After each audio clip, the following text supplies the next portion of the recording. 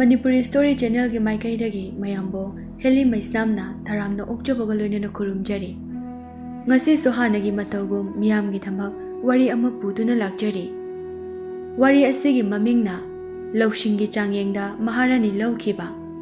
Wari asibu ibirakpa Vidyasagar oinam. Thaina ningthau ama mamingna Chinglen Sana haina kauba ama leirami. Ningthau Chinglen Sana atopa lamda koina chattuna Lausing taluraba matungda masagi maramda amuk halakpa matamni. Nganna mapa ningthau leikidabadagi chahi yamna nauna Chinglen Sana ningthau oirakhi. Adubu gyan lausingdi asuki matik leirami. Aduga mathauna su yamna pharami. Chinglen Sanana mayumda hek halakpaga mahaki lamga thangnana leiriba lam aduda yamna singba mahisu yamna haiba maiba achau kauba ama lei. Maduga Lausing leiba tanabagi Changyeng ama yengninglami. Chinglen Sanana mahaki mantri singbu kaukhatuna khanarami. Aigi achanba inaisa. Aihak thangnaba lam asida leiriba. Yamna Lausing leiba amadi hai singbada lamba leite hainariba maiba achauga Lausing tanabagi Changyeng ama yenglugi haina khali. Masida nakhoigi kari mot lege. Iningthau na Lausinggi Changyeng pangthokninglibado yamna phai. Adubu maiba achau nataba atopa misak amaga Changyeng taunarabadi phagadabani iningthau. Maramdi maiba achau hairiba maiba asidi Lausing leibata natana mahaisu yamna hai haina tajai. Aduna karigumba Changyeng ase mahakna mai paklabadi iningthauda mahakna khudong thiningai oiba thaba kaya tawrakpasu yai haina khanjai. Aihakti maiba chongnatanadi atai atopa misak amataga aiga Changyeng ase tauba pamde. Iningthauna yabidrabadi phare tawbiro. Adubu karigumba iningthauna Changyeng adubu mai paklabadi iningthauna mai pakpagi mana oina maiba achaugi machanupi 16 leibani.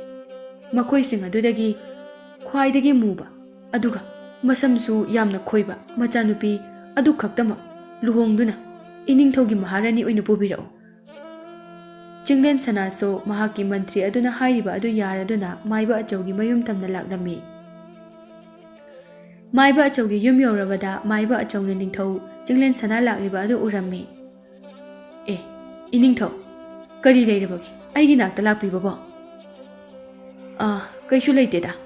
Aihakna nahakki Lausing leibagi maramda pau kaya ama tari.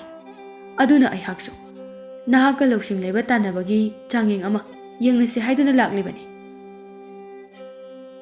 Adudi yam phaba wani iningthaugi wafamado aisu yajare. Adudi haunaba tawrasira. Asumna makhoi animak Lausing leiba tanarakpada amana amabu pak henjinaba ngamnaramde. Kona thangdadi Changyeng adu ningthau Chinglen Sanana mai pakle. Hojikti haibiro iningthauna mai paklabagi damang aingondagi kari karamba posakpu mana oina lobiningbage. Ipu maiba aihakna sum tajabada ipugi ichanupi 16 lei haina tajai. Makhoi sing adudagi aihaki pukningna khoidajabi ama khanduna aigi maharani oina pukhrage. Maiba achauna mahaki machanupi 16 mak kauthokduna ningthau Chinglen Sanada yenghallami. Asum yenglakpada makhoi 12 di loinamak masak matau ningthijarami. Adubu khwaidagi itontonbi liklai adudi masak atuki matik thirami. Yamna sumurami aduga mahaki masam adusu asuki matik khoirami. Ningthau Chinglen Sanana mahaki mantrina hairakpa adu ningsingladuna khwaidagi atonbi masak thibi yamna sumubi masam khoibi adubu khalami. Iningthau karigino atai ichanupi masak phajaba singasi khanbidraduna icha atonbi asibu khaliba asiba mahakti yamna sumui aduga masam asisu asuki matik khoibani. Ipo phana yamna murabaso masam khoirabaso ningthau aigi maharani oibada khwaidagi matik chaba nupi ada mahak asine. Asumna masak thibi machanupi adubu puduna mahaki sagol atuda laklami. Asum lakpana ningthau Chinglen Sana amadi liklaina ising chaibi amagi manak yawraklami. Matam asida liklaina iningthau amukta ngaibiko sagol ase amukta khambiko. ꯀꯔꯤ ꯇꯧꯕ ꯌꯥꯎꯔꯕꯒꯦ?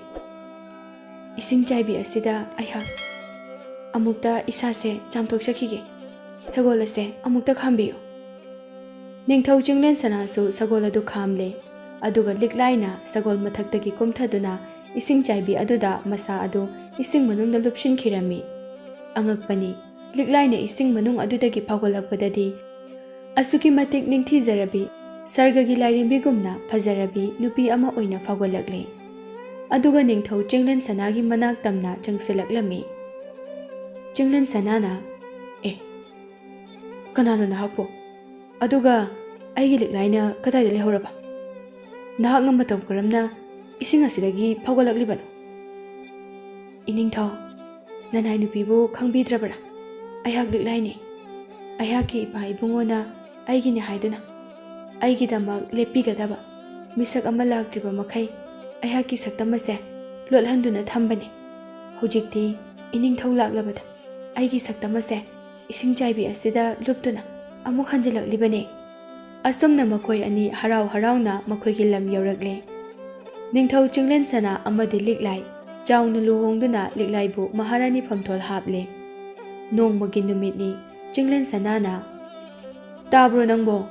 ꯑꯩꯍꯥꯛ ꯍꯟꯗꯛ ꯑꯃꯨꯛꯁꯨ ꯏꯀꯨ ꯃꯥꯏꯕ ꯑꯆꯧꯒ ꯂꯧꯁꯤꯡꯒꯤ ꯆꯥꯡꯌꯦꯡꯅꯕ ꯑꯃꯨꯛꯇꯪꯒ ꯆꯥꯡꯌꯦꯡꯅꯒꯦ ꯈꯜꯂꯤ꯫ ꯐꯔꯦ ꯏꯅꯤꯡꯊꯧ, ꯏꯅꯤꯡꯊꯧꯅꯕꯨ ꯌꯥꯅꯤꯡꯂꯕꯗꯤ ꯆꯠꯄꯤꯌꯨ꯫ ꯑꯗꯨꯕꯨ ꯑꯩꯍꯥꯛꯅ ꯍꯥꯏꯖꯒꯗꯕꯗꯤ ꯀꯔꯤꯒꯨꯝꯕ ꯆꯥꯡꯌꯦꯡ ꯑꯗꯣ ꯏꯅꯤꯡꯊꯧꯅ ꯃꯥꯏ ꯄꯥꯛꯂꯕꯗꯤ ꯃꯗꯨꯒꯤ ꯃꯅꯥ ꯑꯣꯏꯅ ꯁꯒꯣꯜ ꯁꯪꯗ ꯂꯩꯔꯤꯕ ꯑꯉꯥꯡꯕ ꯃꯆꯨꯒꯤ ꯁꯒꯣꯜ ꯑꯗꯨꯒ ꯎꯅ ꯁꯥꯕ ꯁꯕꯥꯟ ꯑꯗꯨꯒ ꯄꯤꯕꯤꯌꯨ ꯍꯥꯏꯅ ꯍꯥꯏꯕꯤꯌꯨ꯫ ꯆꯤꯡꯂꯦꯟ ꯁꯅꯥꯁꯨ ꯍꯣꯏ ꯍꯥꯏꯗꯨꯅ ꯌꯥꯔꯝꯃꯤ꯫ ꯃꯊꯪꯒꯤ ꯑꯌꯨꯛꯅꯤ꯫ ꯆꯤꯡꯂꯦꯟ ꯁꯅꯥ ꯃꯀꯨ ꯃꯥꯏꯕ ꯑꯆꯧꯒꯤ ꯃꯌꯨꯝꯗ ꯊꯨꯡꯂꯔꯦ꯫ ꯃꯥꯏꯕ ꯑꯆꯧꯅ ꯆꯤꯡꯂꯦꯟ ꯁꯅꯥꯅ ꯂꯥꯛꯄ ꯑꯗꯨ ꯎꯕꯗ ꯇꯔꯥꯝ ꯇꯔꯥꯝ ꯀꯧꯁꯤꯟꯕꯤꯔꯝꯃꯤ꯫ ꯂꯦꯡꯁꯤꯟꯕꯤꯔꯛꯎ ꯏꯅꯤꯡꯊꯧ, ꯑꯩꯍꯥꯛꯀꯤ ꯏꯆꯥꯅꯨꯄꯤ ꯑꯗꯨꯅ ꯏꯅꯤꯡꯊꯧꯒꯤ ꯁꯦꯕꯥꯕꯨ ꯅꯤꯡꯊꯤꯅ ꯇꯧꯕꯤꯕ꯭ꯔꯥ? ꯀꯔꯤꯒꯤ ꯇꯧꯒꯅꯤ? ꯑꯩꯍꯥꯛꯅ ꯍꯦꯛ ꯄꯥꯝꯖꯕ ꯍꯥꯏꯕꯗꯨ ꯊꯣꯛꯂꯦ꯫ ꯑꯣ, ꯑꯗꯨꯗꯤ ꯌꯥꯝꯅ ꯐꯔꯦ꯫ ꯑꯗꯣ ꯏꯅꯤꯡꯊꯧꯅ ꯉꯁꯤ ꯑꯃꯨꯛ ꯑꯩꯒꯤꯗ ꯂꯥꯛꯄꯤꯕꯕꯨ ꯀꯔꯤ ꯑꯔꯨꯕ ꯊꯕꯛ ꯂꯩꯕꯤꯕꯒꯦ? ꯀꯔꯤꯁꯨ ꯊꯣꯏꯗꯣꯛꯄ ꯊꯕꯛ ꯂꯩꯇꯦ꯫ ꯉꯁꯤꯁꯨ ꯑꯃꯨꯛꯀ ꯍꯟꯅ ꯂꯧꯁꯤꯡ ꯂꯩꯕ ꯇꯥꯟꯅꯕꯒꯤ ꯆꯥꯡꯌꯦꯡ ꯑꯗꯣ ꯑꯃꯨꯛꯀꯁꯨ ꯇꯧꯁꯤ ꯍꯥꯏꯗꯨꯅ ꯂꯥꯛꯄꯅꯤ꯫ ꯍꯣꯏ ꯍꯣꯏ, ꯌꯥꯏ, ꯑꯗꯨꯗꯤ ꯑꯩꯒꯤꯁꯨ ꯑꯄꯥꯝꯕꯅꯤ꯫ ꯑꯁꯨꯝꯅ ꯃꯈꯣꯏ ꯑꯅꯤ ꯑꯃꯨꯛꯀꯁꯨ ꯂꯧꯁꯤꯡꯒꯤ ꯆꯥꯡꯌꯦꯡꯅꯔꯝꯃꯤ꯫ ꯍꯟꯗꯛ ꯑꯃꯨꯛꯁꯨ ꯅꯤꯡꯊꯧ ꯆꯤꯡꯂꯦꯟ ꯁꯅꯥꯅ ꯆꯥꯡꯌꯦꯡ ꯑꯗꯨ ꯃꯥꯏ ꯄꯥꯛꯂꯝꯃꯤ꯫ ꯃꯥꯏꯕ ꯑꯆꯧꯒꯤ ꯃꯁꯥ ꯑꯗꯨ ꯁꯥꯎꯅꯤꯡꯕꯅ ꯃꯩ ꯍꯧꯔꯦ꯫ ꯑꯗꯨꯕꯨ ꯃꯍꯥꯛꯀꯤ ꯃꯊꯃꯣꯏ ꯑꯗꯨ ꯐꯥꯖꯤꯟꯖꯔꯒ ꯇꯞꯅ ꯍꯥꯏꯔꯛꯏ, ꯏꯅꯤꯡꯊꯧꯗꯤ ꯂꯧꯁꯤꯡꯕꯨ ꯑꯣꯟꯊꯣꯛꯅ ꯂꯩꯈ꯭ꯔꯦ꯫ ꯍꯥꯏꯕꯤꯔꯣ, ꯍꯟꯗꯛꯅ ꯀꯔꯤ ꯀꯔꯝꯕ ꯃꯅꯥ ꯂꯧꯕꯤꯒꯗꯧꯔꯤꯕꯅꯣ?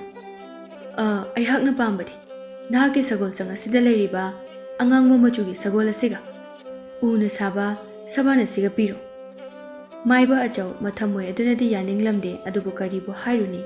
ꯁꯒꯣꯜ ꯑꯗꯨꯒ ꯁꯕꯥꯟ ꯑꯗꯨꯒ ꯄꯤꯔꯛꯂꯦ꯫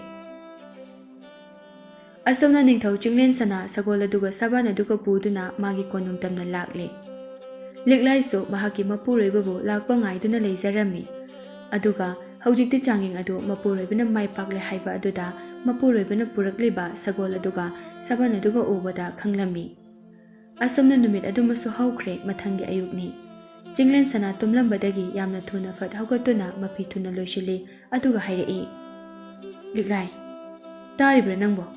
ꯑꯩ ꯀꯣꯅꯨꯡꯒꯤ ꯃꯄꯥꯟꯗ ꯊꯣꯛꯇꯨꯅ ꯂꯝ ꯌꯦꯡꯕ ꯑꯣꯏꯅ ꯁꯨꯝ ꯀꯣꯏꯊꯣꯛꯂꯨꯒꯦ꯫ ꯍꯣꯏ, ꯆꯠꯄꯤꯔꯨꯔꯣ, ꯑꯗꯨꯕꯨ ꯉꯟꯅꯗꯤ ꯍꯟꯖꯤꯟꯕꯤꯔꯛꯑꯣ꯫ ꯑꯗꯨꯒ ꯑꯩꯒꯤ ꯏꯄꯥꯒꯤ ꯃꯅꯥꯛꯇ ꯆꯠꯇꯨꯅ ꯑꯃꯨꯛꯀ ꯍꯟꯅꯗꯤ ꯆꯥꯡꯌꯦꯡꯅꯒꯦ ꯍꯥꯏꯅꯗꯤ ꯈꯟꯕꯤꯔꯨꯔꯅꯨꯀꯣ꯫ ꯍꯥ, ꯀꯔꯤꯒꯤꯅꯣ ꯃꯗꯨꯗꯤ? ꯏꯅꯤꯡꯊꯧꯅ ꯑꯅꯤꯔꯛ ꯁꯨꯕ ꯏꯄꯥꯕꯨ ꯃꯥꯏꯊꯤꯕ ꯄꯤꯔꯕꯁꯨ ꯍꯟꯗꯛꯇꯤ ꯃꯍꯥꯛꯅ ꯉꯝꯈꯤꯕ ꯌꯥꯏ꯫ ꯍꯟꯗꯛ ꯀꯔꯤꯒꯨꯝꯕ ꯏꯄꯥ ꯏꯕꯨꯡꯉꯣꯅ ꯉꯝꯂꯕꯗꯤ ꯏꯅꯤꯡꯊꯧ ꯁꯣꯏꯗꯅ ꯑꯋꯥꯐꯝꯗ ꯇꯥꯒꯅꯤ꯫ ꯑꯩꯍꯥꯛ ꯑꯔꯣꯏꯕ ꯑꯣꯏꯅ ꯑꯃꯨꯛꯇꯪꯒ ꯂꯧꯁꯤꯡ ꯇꯥꯟꯅꯗꯕ ꯌꯥꯗꯦ꯫ ꯍꯟꯗꯛꯅ ꯑꯔꯣꯏꯕꯅꯤ꯫ ꯃꯁꯤ ꯍꯥꯏꯔꯝꯂꯒ ꯌꯥꯝꯅ ꯊꯨꯅꯃꯛ ꯃꯍꯥꯛꯀꯤ ꯁꯒꯣꯜ ꯑꯗꯨ ꯊꯧꯗꯨꯅ ꯆꯠꯈ꯭ꯔꯦ꯫ ꯂꯤꯛꯂꯥꯏꯁꯨ ꯋꯥ ꯑꯃꯠꯇ ꯍꯥꯏꯕ ꯅꯪꯍꯧꯗ꯭ꯔꯦ꯫ ꯑꯗꯨꯃꯛ ꯃꯄꯨꯔꯣꯏꯕꯅ ꯆꯠꯈꯤꯕ ꯑꯗꯨ ꯌꯦꯡꯗꯨꯅ ꯂꯩꯍꯧꯏ, ꯑꯗꯨꯒ ꯃꯆꯤꯟꯗ ꯇꯞꯅ ꯁꯣꯜꯂꯤ, ꯍꯦ ꯃꯄꯨ ꯏꯕꯨꯡꯉꯣ, ꯑꯩꯍꯥꯛꯀꯤ ꯏꯄꯨꯔꯣꯏꯕꯕꯨ ꯑꯁꯣꯏ ꯑꯉꯥꯝꯗꯗꯤ ꯊꯣꯛꯍꯟꯕꯤꯒꯅꯨꯀꯣ꯫ ꯆꯤꯡꯂꯦꯟ ꯁꯅꯥ ꯃꯀꯨ ꯃꯥꯏꯕ ꯑꯆꯧꯒꯤ ꯃꯅꯥꯛ ꯌꯧꯔꯕꯗ ꯑꯃꯨꯛꯀꯁꯨ ꯆꯥꯡꯌꯦꯡ ꯇꯧꯅꯅꯕ ꯍꯥꯏꯕꯗ ꯌꯥꯔꯗꯨꯅ ꯆꯥꯡꯌꯦꯡꯅꯔꯦ꯫ ꯑꯣꯟꯊꯣꯛꯄꯅꯤ, ꯍꯟꯗꯛꯇꯤ ꯃꯥꯏꯕ ꯑꯆꯧꯅ ꯃꯥꯏ ꯄꯥꯛꯂꯦ꯫ ꯆꯤꯡꯂꯦꯟ ꯁꯅꯥꯅ, ꯅꯍꯥꯛꯀꯤ ꯃꯥꯏ ꯄꯥꯛꯄꯒꯤ ꯃꯅꯥ ꯑꯣꯏꯅ ꯀꯔꯤ ꯂꯧꯒꯗꯧꯔꯤꯕꯅꯣ? ꯑꯗꯨꯒ ꯃꯅꯥ ꯑꯗꯣ ꯑꯩꯍꯥꯛꯅ ꯄꯤꯕ ꯉꯝꯒꯗꯕ ꯑꯣꯏꯅ ꯍꯥꯏꯌꯨ꯫ ꯑꯩꯍꯥꯛꯅ ꯄꯥꯝꯕꯗꯤ ꯄꯣꯠꯁꯛ ꯑꯃꯈꯛꯇꯅꯤ꯫ ꯃꯁꯤꯕꯨ ꯅꯍꯥꯛꯅ ꯀꯔꯤꯒꯨꯝꯕ ꯄꯤꯕ ꯉꯝꯗꯕ ꯊꯣꯛꯂꯒꯗꯤ ꯑꯩꯒꯤ ꯏꯆꯥꯅꯨꯄꯤ ꯂꯤꯛꯂꯥꯏꯅ ꯍꯤꯡꯆꯥꯕꯤ ꯑꯃꯒꯤ ꯁꯛꯇꯝꯗ ꯑꯣꯜꯂꯛꯇꯨꯅ ꯅꯍꯥꯛꯀꯤ ꯅꯉꯛ ꯀꯛꯇꯨꯅ ꯆꯥꯈꯤꯕ ꯑꯣꯏꯌꯨ꯫ ꯑꯗꯨꯒ ꯑꯩꯅ ꯄꯥꯝꯂꯤꯕ ꯄꯣꯠꯁꯛ ꯑꯗꯨꯗꯤ ꯎꯆꯥꯟ ꯄꯥꯟꯕꯤ ꯉꯥꯛꯇꯅ ꯀꯣꯅꯨꯡ ꯁꯥꯗꯨꯅ ꯂꯩꯔꯤꯕ ꯅꯤꯡꯊꯧ ꯑꯗꯨꯒꯤ ꯑꯃꯠꯇ ꯉꯥꯏꯔꯕ ꯃꯩꯒꯤ ꯊꯥꯡ ꯑꯗꯨꯅꯤ꯫ ꯀꯔꯤ ꯍꯥꯏꯕ? ꯃꯩꯒꯤ ꯊꯥꯡ ꯍꯥꯏꯕ? ꯑꯗꯨꯒ ꯎꯆꯥꯟ ꯄꯥꯟꯕꯤꯅ ꯁꯥꯕ ꯀꯣꯅꯨꯡꯕꯨ ꯀꯗꯥꯏꯗ ꯂꯩꯕꯒꯦ? ꯑꯁꯨꯝꯅ ꯌꯥꯝꯅ ꯉꯛꯅ ꯑꯗꯨꯒ ꯃꯊꯥ ꯁꯥꯅ ꯍꯪꯂꯛꯈꯤ꯫ ꯑꯩꯈꯣꯏꯅ ꯂꯩꯔꯤꯕ ꯂꯝ ꯑꯁꯤꯗꯒꯤ ꯃꯃꯥꯡ ꯄꯥꯡꯅ ꯆꯠꯂꯒ ꯅꯥꯀꯟꯗ ꯎꯆꯥꯟ ꯉꯥꯛꯇ ꯍꯧꯕ ꯎꯃꯪ ꯑꯃ ꯊꯦꯡꯅꯒꯅꯤ꯫ ꯎꯃꯪ ꯑꯗꯨꯒꯤ ꯃꯌꯥꯏꯃꯛꯇꯗ ꯅꯍꯥꯛꯅ ꯀꯣꯅꯨꯡ ꯑꯗꯨ ꯐꯪꯒꯅꯤ꯫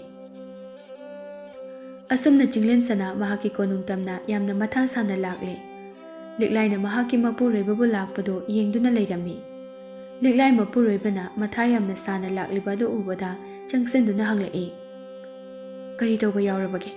ꯑꯁꯨꯛ ꯊꯋꯥꯏ ꯋꯥꯅ ꯍꯜꯂꯛꯂꯤꯕꯗꯤ? ꯉꯁꯤꯗꯤ ꯀꯩꯁꯨ ꯄꯨꯗꯅ ꯍꯜꯂꯛꯂꯕꯅꯤꯅ ꯁꯣꯏꯗꯅ ꯏꯄꯥꯒꯤ ꯃꯈꯨꯠꯇ ꯃꯥꯏꯊꯤꯕ ꯅꯪꯂꯝꯂꯒꯅꯤ꯫ ꯏꯄꯥꯅ ꯀꯔꯤꯕꯨ ꯃꯍꯥꯛꯀꯤ ꯃꯅꯥ ꯑꯣꯏꯅ ꯄꯤꯌꯨ ꯍꯥꯏꯔꯛꯄꯅꯣ? ꯑꯩꯉꯣꯟꯗꯁꯨ ꯑꯃꯨꯛꯇ ꯍꯥꯏꯕꯤꯌꯨ꯫ ꯎꯆꯥꯟ ꯄꯥꯟꯕꯤꯅ ꯁꯥꯕ ꯀꯣꯅꯨꯡ ꯑꯗꯨꯗ ꯂꯩꯕ ꯅꯤꯡꯊꯧ ꯑꯗꯨꯒꯤ ꯑꯃꯠꯇ ꯉꯥꯏꯔꯕ ꯃꯩꯒꯤ ꯊꯥꯡ ꯑꯗꯨꯕꯨ ꯄꯤꯌꯨ ꯍꯥꯏꯔꯛꯏ꯫ ꯑꯗꯨꯒ ꯀꯔꯤꯒꯨꯝꯕ ꯉꯝꯗꯕ ꯊꯣꯛꯂꯕꯗꯤ ꯅꯍꯥꯛꯄꯨ ꯍꯤꯡꯆꯥꯕꯤ ꯑꯣꯜꯍꯟꯗꯨꯅ ꯑꯩꯒꯤ ꯉꯛ ꯑꯁꯤꯗ ꯀꯛꯇꯨꯅ ꯆꯥꯕ ꯑꯣꯏꯌꯨ ꯍꯥꯏꯗꯨꯅ ꯁꯥꯞ ꯇꯧꯔꯛꯂꯤ꯫ ꯂꯤꯛꯂꯥꯏ ꯁꯣꯔ ꯁꯥꯡꯅ ꯍꯣꯟꯗꯣꯛꯂꯒ, ꯑꯣ, ꯑꯗꯨꯒꯤ ꯑꯣꯏꯔꯕꯗꯤ ꯋꯥꯕꯤꯔꯨꯅꯨ ꯏꯅꯤꯡꯊꯧ꯫ ꯍꯌꯦꯡꯒꯤ ꯅꯨꯃꯤꯠꯇ ꯏꯅꯤꯡꯊꯧꯅ ꯑꯩꯒꯤ ꯏꯄꯥ ꯏꯕꯨꯡꯉꯣꯗꯒꯤ ꯂꯧꯔꯛꯄ ꯑꯉꯥꯡꯕ ꯃꯆꯨꯒꯤ ꯁꯒꯣꯜ ꯑꯗꯨꯗ ꯎꯅ ꯁꯥꯕ ꯁꯥꯕꯟ ꯑꯗꯨ ꯍꯥꯞꯇꯨꯅ ꯊꯧꯗꯨꯅ ꯆꯠꯄꯤꯌꯨ꯫ ꯁꯒꯣꯜ ꯑꯁꯦ ꯑꯆꯝꯕ ꯁꯒꯣꯜ ꯅꯠꯇꯦ, ꯃꯤꯔꯣꯜꯁꯨ ꯉꯥꯡꯕ ꯉꯝꯕꯅꯤ꯫ ꯑꯗꯨꯒ ꯁꯛꯇꯤ ꯆꯦꯟꯕ, ꯄꯥꯏꯕ ꯉꯝꯕ, ꯑꯗꯨꯒ ꯌꯥꯝꯅ ꯌꯥꯡꯅ ꯅꯨꯡꯁꯤꯠꯀꯤ ꯃꯃꯥꯡ ꯊꯥꯅ ꯆꯦꯟꯕ ꯉꯝꯕ ꯁꯒꯣꯜꯅꯤ꯫ ꯑꯗꯨꯒ ꯏꯅꯤꯡꯊꯧꯅ ꯁꯒꯣꯜ ꯑꯁꯤꯅ ꯍꯥꯏꯕ ꯊꯕꯛ ꯑꯗꯨꯈꯛꯇꯃꯛ ꯇꯧꯕꯤꯌꯨ꯫ ꯑꯗꯨꯕꯨ ꯑꯣꯏꯔꯕꯗꯤ ꯁꯣꯏꯗꯅ ꯃꯩꯒꯤ ꯊꯥꯡ ꯑꯗꯨꯕꯨ ꯏꯅꯤꯡꯊꯧꯅ ꯄꯨꯔꯛꯄ ꯉꯝꯒꯅꯤ꯫ ꯍꯥ? ꯀꯔꯤ ꯍꯥꯏꯕ? ꯁꯛꯇꯤ ꯆꯦꯟꯕ ꯁꯒꯣꯜꯅꯤ ꯍꯥꯏꯕ? ꯑꯗꯨꯗꯤ ꯅꯍꯥꯛꯅ ꯍꯥꯟꯅ ꯍꯥꯏꯗ꯭ꯔꯤꯕ ꯀꯔꯤꯒꯤꯅꯣ? ꯃꯇꯥꯡ ꯆꯥꯔꯕ ꯃꯇꯝꯗ ꯁꯒꯣꯜ ꯑꯁꯤꯒꯤ ꯃꯊꯧ ꯇꯥꯔꯛꯂꯕꯗꯤ ꯍꯥꯏꯖꯒꯦ ꯍꯥꯏꯗꯨꯅ ꯂꯩꯖꯕꯅꯤ ꯏꯅꯤꯡꯊꯧ꯫ ꯑꯗꯨꯅ ꯍꯧꯖꯤꯛꯇꯤ ꯁꯒꯣꯜ ꯑꯁꯤꯒꯤ ꯃꯊꯧ ꯇꯥꯔꯛꯂꯤ꯫ ꯑꯁꯨꯝꯅ ꯂꯤꯛꯂꯥꯏꯅ ꯍꯥꯏꯕꯒꯤ ꯃꯇꯨꯡ ꯏꯟꯅ ꯆꯤꯡꯂꯦꯟꯁꯅꯥꯁꯨ ꯁꯒꯣꯜ ꯑꯗꯨꯅ ꯍꯥꯏꯕ ꯈꯨꯗꯤꯡ ꯌꯥꯔꯒꯦ ꯍꯥꯏꯅ ꯈꯜꯂꯦ꯫ ꯑꯁꯨꯝꯅ ꯅꯨꯃꯤꯠ ꯑꯗꯨꯃꯗꯤ ꯍꯧꯈ꯭ꯔꯦ꯫ ꯃꯊꯪꯒꯤ ꯅꯨꯃꯤꯠꯅꯤ꯫ ꯑꯌꯨꯛ ꯉꯟꯅ ꯅꯤꯡꯊꯧ ꯆꯤꯡꯂꯦꯟꯁꯅꯥ ꯁꯦꯝ ꯁꯥꯗꯨꯅ ꯃꯩꯒꯤ ꯊꯥꯡ ꯑꯗꯨꯕꯨ ꯂꯧꯔꯨꯅꯕ ꯂꯤꯛꯂꯥꯏꯗ ꯕꯤꯗꯥꯏ ꯄꯤꯔꯝꯂꯒ ꯑꯉꯥꯡꯕ ꯃꯆꯨꯒꯤ ꯁꯒꯣꯜ ꯑꯗꯨꯗ ꯎꯒꯤ ꯁꯥꯕꯟ ꯑꯗꯨ ꯊꯥꯔꯒ ꯊꯧꯗꯨꯅ ꯂꯥꯛꯂꯦ꯫ ꯑꯁꯨꯝ ꯂꯥꯛꯄꯅ ꯅꯨꯃꯤꯠ ꯅꯤꯅꯤꯒꯤ ꯃꯇꯨꯡꯗ ꯎꯆꯥꯟ ꯉꯥꯛꯇ ꯍꯧꯕ ꯎꯃꯪ ꯑꯗꯨ ꯌꯧꯔꯦ꯫ ꯃꯇꯝ ꯑꯁꯤꯗ ꯆꯤꯡꯂꯦꯟꯁꯅꯥꯅ ꯊꯧꯔꯤꯕ ꯁꯒꯣꯜ ꯑꯉꯥꯡꯕ ꯑꯗꯨꯅ ꯍꯥꯏꯔꯛꯏ꯫ ꯏꯅꯤꯡꯊꯧ, ꯌꯦꯡꯉꯣ ꯍꯧꯖꯤꯛꯇꯤ ꯎꯆꯥꯟ ꯉꯥꯛꯇ ꯍꯧꯕ ꯎꯃꯪ ꯑꯁꯤ ꯌꯧꯔꯦ꯫ ꯎꯃꯪ ꯑꯁꯤꯒꯤ ꯃꯌꯥꯏꯃꯛꯇꯗ ꯎꯆꯥꯟ ꯄꯥꯟꯕꯤꯅ ꯁꯥꯕ ꯀꯣꯅꯨꯡ ꯑꯗꯨ ꯂꯩꯕꯅꯤ꯫ ꯑꯗꯨꯒ ꯀꯣꯅꯨꯡ ꯑꯗꯨꯒꯤ ꯅꯤꯡꯊꯧ ꯅꯣꯡꯊꯥꯡ ꯍꯥꯏꯅ ꯀꯧꯕꯅꯤ꯫ ꯅꯅꯥꯏ, ꯑꯩꯅ ꯍꯥꯏꯖꯒꯗꯕꯗꯤ ꯅꯤꯡꯊꯧ ꯑꯗꯨꯒꯤ ꯇꯨꯝꯐꯝ ꯑꯗꯨꯃꯛꯇꯗ ꯃꯩꯒꯤ ꯊꯥꯡ ꯑꯗꯨ ꯊꯝꯕꯅꯤ꯫ ꯊꯥꯡ ꯑꯗꯨ ꯄꯨꯔꯛꯄ ꯃꯇꯝꯗ ꯊꯥꯡ ꯑꯗꯨꯕꯨ ꯍꯥꯞꯂꯤꯕ ꯃꯈꯨꯝ ꯑꯗꯨ ꯄꯨꯔꯛꯄ ꯌꯥꯗꯦ꯫ ꯌꯥꯝꯅ ꯇꯞꯅ ꯊꯥꯡ ꯑꯗꯨꯅ ꯃꯈꯨꯝ ꯑꯗꯨꯗ ꯀꯔꯤꯃꯠꯇ ꯊꯦꯡꯍꯟꯗꯅ ꯂꯧꯊꯣꯔꯛꯀꯗꯕꯅꯤ꯫ ꯀꯔꯤꯒꯨꯝꯕ ꯈꯖꯤꯛꯇꯪ ꯑꯣꯏꯔꯕꯁꯨ ꯊꯦꯡꯈꯤꯕ ꯊꯣꯛꯂꯕꯗꯤ ꯊꯥꯡ ꯑꯗꯨꯗꯒꯤ ꯊꯣꯔꯛꯄ ꯃꯈꯣꯜ ꯑꯗꯨ ꯑꯁꯨꯛꯀꯤ ꯃꯇꯤꯛ ꯍꯧꯒꯅꯤ꯫ ꯑꯗꯨꯅ ꯅꯤꯡꯊꯧ ꯅꯣꯡꯊꯥꯡꯅ ꯅꯍꯥꯛꯄꯨ ꯁꯣꯏꯗꯅꯃꯛꯀꯤ ꯇꯥꯟꯅꯔꯛꯀꯅꯤ꯫ ꯑꯗꯨꯅ ꯌꯥꯝꯅ ꯆꯦꯛꯁꯤꯟꯅ ꯍꯣꯠꯅꯕꯤꯔꯛꯎ꯫ ꯍꯣꯏ, ꯑꯩꯒꯤ ꯅꯨꯡꯁꯤꯔꯕ ꯁꯒꯣꯜ, ꯅꯍꯥꯛꯅ ꯍꯥꯏꯔꯤꯕ ꯑꯗꯨꯃꯛ ꯑꯩ ꯆꯞ ꯆꯥꯅ ꯇꯧꯒꯅꯤ꯫ ꯑꯁꯨꯝꯅ ꯉꯥꯏꯍꯥꯛ ꯂꯩꯕꯒ ꯅꯨꯃꯤꯗꯥꯡꯒꯤ ꯃꯇꯝ ꯑꯣꯏꯔꯛꯂꯦ꯫ ꯑꯗꯨꯒ ꯃꯇꯝ ꯑꯁꯤꯗ ꯎꯆꯥꯟꯒꯤ ꯀꯣꯅꯨꯡ ꯑꯗꯨꯁꯨ ꯌꯧꯔꯔꯦ꯫ ꯌꯦꯡꯕꯤꯌꯨ ꯏꯅꯤꯡꯊꯧ, ꯑꯥꯗꯒꯤ ꯃꯊꯛ ꯏꯊꯪ ꯊꯪꯕ ꯊꯣꯡꯅꯥꯎ ꯑꯁꯤꯗ ꯆꯪꯕꯤꯔꯨ꯫ ꯑꯗꯨꯒ ꯅꯤꯡꯊꯧ ꯑꯗꯨꯗꯤ ꯍꯧꯖꯤꯛ ꯃꯍꯥꯛ ꯅꯨꯡꯗꯥꯡꯒꯤ ꯆꯥꯅ ꯊꯛꯅꯅꯕ ꯆꯥꯔꯝꯈꯤꯒꯅꯤ꯫ ꯇꯟꯖꯥ ꯑꯁꯦ ꯆꯞ ꯆꯥꯔꯦ, ꯂꯧꯕꯤꯔꯨꯔꯣ꯫ ꯑꯗꯨꯒ ꯑꯩꯅ ꯊꯣꯡꯅꯥꯎ ꯑꯁꯤꯒꯤ ꯃꯈꯥꯗ ꯏꯅꯤꯡꯊꯧꯕꯨ ꯉꯥꯏꯗꯨꯅ ꯂꯩꯖꯔꯝꯂꯒꯦ꯫ ꯑꯁꯨꯝꯅ ꯆꯤꯡꯂꯦꯟꯁꯅꯥ ꯊꯣꯡꯅꯥꯎ ꯑꯗꯨ ꯇꯝꯅ ꯀꯥꯈꯠꯂꯛꯇꯨꯅ ꯀꯣꯅꯨꯡ ꯑꯗꯨꯒꯤ ꯃꯅꯨꯡ ꯑꯗꯨꯗ ꯆꯪꯈ꯭ꯔꯦ꯫ ꯃꯍꯥꯛꯅ ꯍꯦꯛ ꯀꯣꯅꯨꯡ ꯑꯗꯨꯗ ꯆꯪꯕꯗꯒꯤ ꯀꯔꯤꯒꯨꯝꯕ ꯃꯩꯔꯤ ꯑꯃꯅ ꯄꯥꯏꯗꯨꯅ ꯂꯥꯛꯂꯒ ꯅꯤꯡꯊꯧ ꯆꯤꯡꯂꯦꯟꯁꯅꯥꯕꯨ ꯃꯇꯨꯡ ꯏꯜꯂꯛꯎ ꯍꯥꯏꯕꯒꯨꯝ ꯀꯧꯔꯛꯈꯤ꯫ ꯃꯁꯤꯗꯒꯤ ꯆꯤꯡꯂꯦꯟꯁꯅꯥꯁꯨ ꯃꯩꯔꯤ ꯑꯗꯨꯒꯤ ꯃꯇꯨꯡ ꯏꯟꯅꯗꯨꯅ ꯁꯨꯝ ꯂꯥꯛꯂꯝꯃꯤ꯫ ꯃꯩꯔꯤ ꯑꯗꯨꯅ ꯃꯩꯒꯤ ꯊꯥꯡ ꯑꯗꯨꯅ ꯊꯝꯂꯤꯕ ꯃꯐꯝ ꯑꯗꯨ ꯇꯝꯅ ꯆꯤꯡꯂꯦꯟꯁꯅꯥꯕꯨ ꯄꯨꯗꯨꯅ ꯂꯥꯛꯂꯦ꯫ ꯑꯗꯨꯒ ꯆꯤꯡꯂꯦꯟꯁꯅꯥ ꯊꯥꯡ ꯑꯗꯨꯕꯨ ꯌꯥꯝꯅ ꯇꯞꯅ ꯁꯒꯣꯜ ꯑꯗꯨꯅ ꯍꯥꯏꯔꯛꯈꯤꯕꯒꯤ ꯃꯇꯨꯡ ꯏꯟꯅ ꯃꯈꯣꯜ ꯑꯃꯠꯇ ꯊꯣꯛꯍꯟꯗꯅ ꯂꯧꯊꯣꯛꯅꯕ ꯍꯣꯠꯅꯔꯝꯃꯤ꯫ ꯑꯗꯨꯕꯨ ꯂꯥꯏꯕꯛ ꯊꯤꯕꯅꯤ, ꯊꯥꯡ ꯑꯗꯨꯒꯤ ꯃꯇꯣꯟ ꯑꯗꯨꯅ ꯈꯖꯤꯛꯇꯪ ꯃꯈꯨꯝ ꯑꯗꯨꯗ ꯊꯦꯡꯂꯨꯕꯗꯗꯤ ꯌꯥꯝꯅ ꯍꯧꯕ ꯃꯈꯣꯜ ꯑꯃ ꯊꯣꯛꯂꯛꯈꯤ꯫ ꯃꯁꯤꯗꯒꯤ ꯆꯥꯛ ꯆꯥꯗꯨꯅ ꯂꯩꯔꯝꯕ ꯅꯤꯡꯊꯧ ꯅꯣꯡꯊꯥꯡ ꯐꯨꯛ ꯍꯧꯒꯠꯂꯛꯇꯨꯅ ꯃꯥꯒꯤ ꯀꯥ ꯇꯝꯅ ꯆꯦꯟꯁꯤꯜꯂꯛꯈꯤ꯫ Chinglen Sanana yamna thunamak thang adu puduna thongnawdagi chungtharakduna mahakki sagol adugi mathakta tare. Aduga yamna yangna sagol adu thauduna laklammi. Iningthau tung uthokduna amutang yengbiyu. Kana kana tanarakpa ubage haibado aingonda haibiro. Chinglen Sana onthokduna yenglaga angauba machugi sagol kharana aikhoibu tanarakle. Angauba machugi sagol haiba. Makhoising adudi aingondagi hena yangna chenba ngamloi. Aduna wagano iningthau. Khara muk chelaklaba tungda iningthau. Hojikti karam sagol tanarake haibado amuktang onthokduna yengbiyu. Amuba machugi sagol mamaidana angauba oiba sagol amagi mathakta nupa ama thauduna tanarakle. Oh, amuba machu mamaina angauba oiba. Madu oiragadi aingondagi hena yangna chenba aduga tharakliba nupa aduna ningthau nongthangni. Tanarakliba sagol ado ayhakki hek iyambani. Aduna iningthauna pairiba maigi thang ado khutchena paibiyo. Aduga ayhak mathakta paikhatki. Ayhakna iningthau haina yamna kanna laurakpaga tungda lakliba sagol ase tharakliba ningthau nongthang asibu manga kaktuna hatbiyo. Chinglen Sana su hoi haiduna maigi thang aduda makhutchena paikhre aduga sagol adu mathaktamna paikalakle. Ningthau nongthangna iya mathaktaga su paikhatpa sai. Khangidana nupana nahakna phana yamna kanna pairabasu aingondagidi henkatpa sugam ngamloi. Asumna sauna hairaga mahaksu Chinglen Sana tamna paikhalakle. Asumna nongthang nungsitki mamang thana yamna yangna paikhalai. Chinglen Sana na thauriba sagol angangba aduna yamna yangna pairamlaga khangleplepi. Mataw asidati ningthau nongthangna magi sagol ado yangna pairakpanina Chinglen Sana dagi henkatna thaugadawre. Masigi tanja asida sagol aduna iningthau asumna yamna kanna lauduna Chinglen Sana da kaurakhi. Masidagi Chinglen Sana na yamna thunamak maigi thang aduna haigalaklaga ningthau nongthanggi mangak adubu kakkhre. Masidagi sagol angangba aduna mahakki mayamba sagol amuba mamaina angauba oiba aduda yamna haraubaga loinana hairakhi. Iyamba hojikti nahak naning nakha tamba haibado oirabani. Chalo nahak naning tamna leijaruro. Masidagi sagol amuba adusu paiduna chakre. Chinglen Sanana maigi thang adu puduna magi konung tamna lakle. Asomdana liklai konungi thongjinda leptuna mahaki mapuroiba lakpa ngaiduna leijarami. Mapuroiba lakpa ubada harauna chensinjaduna mapuroiba bu oklami. Iningthau hanbire etana. Ayhakti nungsha thirure. Maigi thang ado pubiraklabra. Purakle. Aigi nungsiraba sagol asigi matengdagi aikhoi anigi thawai ase kanbirabani. Aduba iningthau wafam amakhakti leiri amuktang muna tabiko. Kari karamba wafam. Aduga nahakki maithong adu imak maksaliba karigino. Iningthau hayeng aihakki ipa ibungona thang ado piraknaba haiba matamda khakpirugano. Iningthauna upay ama tawduna ipagi mangak samda samburu ama thongbani. Samburu dugi mapa chap chana aigi ipa ibungogi mangak ado kaktuna hatpiyo. Madudi karigino. Iningthauna purakliba thang asigi mapu ningthau nongthang ado aihakki ipa ibungogi hek pokminaba mayambani. Malem asida leiriba misak amatana thang asibu paiduna leiriba misak adubu hatpa haibase khakoi thoktabani. Maram asidagi ipa ibungona thang adubu iningthauna puraknaba hairibani. Karigumba mahakna thang adu phangkiba thoklabadi mahakna malem asida punsiduna phattaba thabak kaya tawraklagani. Oh, adugi oire. Madugi oirabadi warugano. Ayakna upay ama tawduna soidanam nahakna haiba aduma pangthokke. Asumna numit adumadi Chinglen Sana waraduna pothakre. Hayeng nongalaga maku maiba achaugi manakta chatlage haiduna. Mathangi ayukni Chinglen Sana maku maiba achaugi mayumda lakle. Maiba achau Chinglen Sana na thang puraktuna lakpa ubada yamna haraurami. Aduga hairakhi iningthau lakledana. Kadai maigi thang. Thang adu hojikti aingonda pibiro. Hoi, soidana pijagani. Aduga aihakna matau karamna maigi thang ase puraklibuna haiba wari ase hana amukta tabiko. Masidagi Chinglen Sana na wari leisinaba saduna tancha yengnaga maiba achaugi mangak samda leiriba samburu adugi mapa chap chana maiba achaubu Chinglen Sana na maigi thang aduna mangak kaktuna halami.